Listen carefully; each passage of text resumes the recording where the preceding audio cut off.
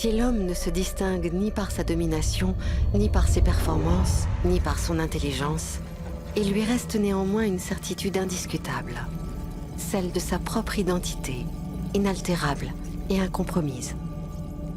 Mais au risque de le vexer, l'homme représente plutôt une collection d'espèces cohabitant dans la plus parfaite des collaborations. L'humain fonctionne grâce à des dizaines de milliers d'êtres microscopiques, sur et dans son corps, et sans lesquels il ne peut tout simplement pas vivre. Même propre, toute la surface de sa peau est couverte d'un tapis d'animaux microscopiques, de champignons et de bactéries, qui agissent comme un bouclier protecteur contre les infections. Et son odeur corporelle, si individuelle, si personnelle, n'est autre que celle de son mélange bactérien particulier, dans une sueur autrement inodore. Au plus profond de son être, le mélange de bactéries intestinales est lui aussi propre à chaque personne. Mais elles ne font pas que permettre sa digestion.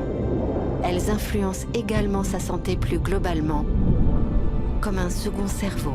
Elles façonnent aussi ses comportements, ses humeurs, et jusqu'à ses goûts et sa personnalité. Les micro-organismes du système digestif sont extrêmement nombreux. 100 000 milliards, soit 10 fois le nombre de cellules d'un corps humain.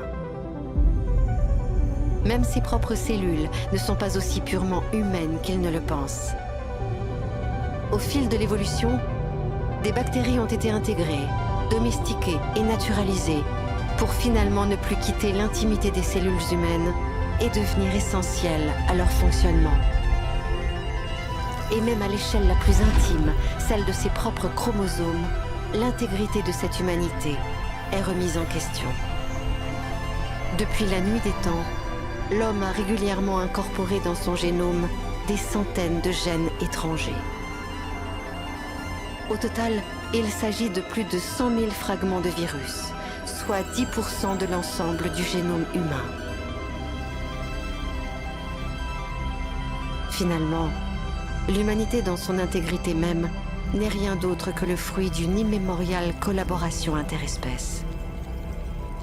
Dès lors, toutes les prétentions de l'homme par rapport aux autres espèces apparaissent aussi inappropriées qu'insignifiantes.